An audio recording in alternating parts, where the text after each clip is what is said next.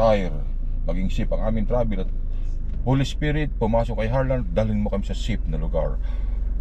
I believe in God, the Father Almighty, the Creator of heaven and earth. I believe in Jesus Christ, only Son, our Lord. He was conceived by the power of the Holy Spirit, born by the Virgin Mary, suffered under Pontius Pilate. Malayong biyahe natin. 3:40, alis na po kami sa Balanghiga. Yan, 3:40. Alas kami, pupuntang Manila. Balik na kami, Manila. Ngayon, ang way namin, east side ng Samar. We go to Borongan, to Katarman, then to Alin. This is our route. Bago itong route, dudaanan namin. Sana maganda ang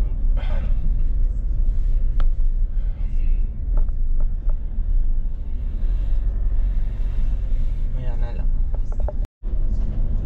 Borongan. Okay, we are now in Borongan, Eastern Samar.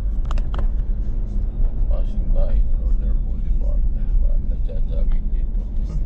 Jogging spot kasi ito favorite ito ng mga Joggers. early morning joggers. It's, anong oras na kuya? 5:13. It's 5:13. 1 hour and 30 na tayo tumatak. 1 hour and 30 minutes. 30 minutes. So from Balanghiga to Borongan, nakuha natin ng 1 and 30 minutes.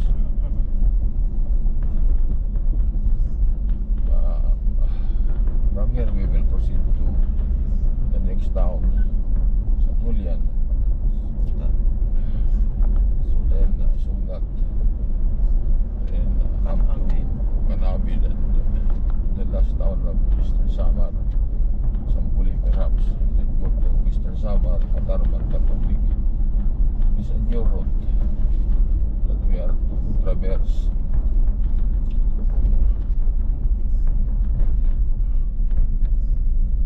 Ito mas malayo na road ito from the usual road, Basi,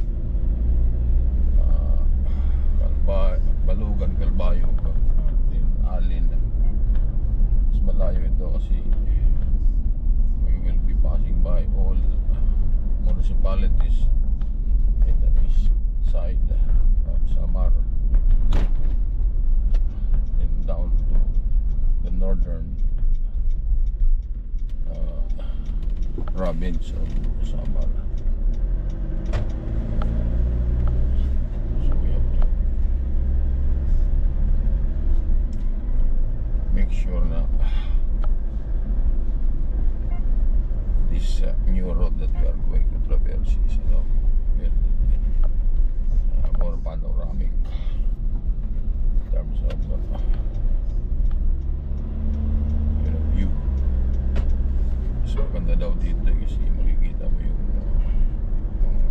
mga gandang lugar, tanawin sa Eastern Samar at Northern Samar. Bago kasi daw ito binuksan Noong una hindi kami nagtangka dito kasi may mga portion pa na hindi kami nagtangkang dumaan dito kasi may mga portion pa mga na dapat ayusin, mga tulay, mga ganyan. Hindi pa siya tapos, pero ito this time na siya, tapos na siya. Nakita namin sa mga vlogger ng Samar na ito ay tagusan na hanggang sa Katarman.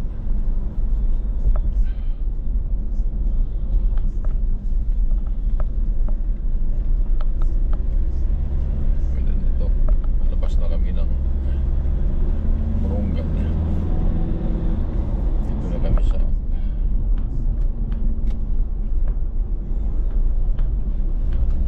Barangay Lilikon.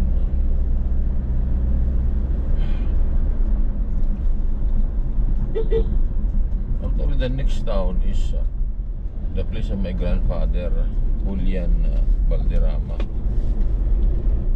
Grandfather sa father side ko taga San Julian mag-asawa lang ng mga Dulfo dito sa Alang-Alang, Borongan. My father was school teaching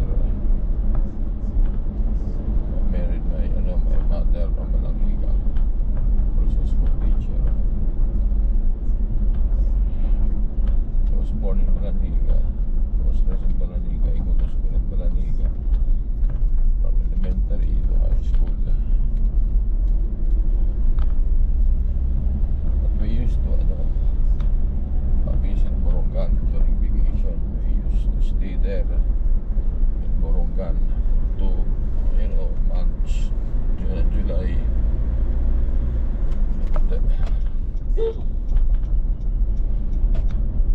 Those times were, you know, memorable because I would see my, you know, aunties in Burungan. We go around the, you know, town. We used to watch, you know, movie Burungan. We catch fish in Rawis. We catch also small crab using the process called pulaw. It was my nana string who was teaching me to do it, and at the end of the day we will be, you know, having a basket full of, ano, yung small crab. Ako na pangalan nun eh, small crab eh. Bagulan. Bagulan. Yung ulit bagulan. Enjoy ako doon eh. Tapos minsan namumuli kami ng isla. Dati hindi ba pinagbabawal yun yung tubli, tawag niya.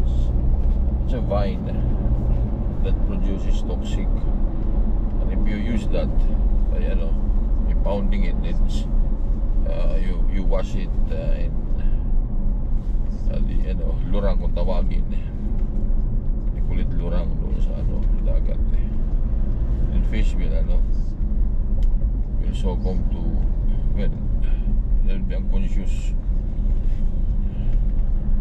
It's easy for you to catch them kasi you could no longer move. So using, ano, small net, you place it in your basket and you will have plenty of, ano, fish. Mga tawag nito, isdang bato. Yan, very nice area. Wow, nice scenery. It's part of Burungan. Another barangay. Mostly municipalities here are coastal, facing, you know, the Pacific Ocean.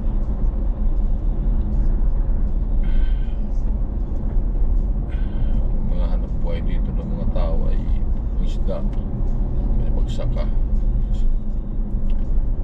Kasi if you will observe,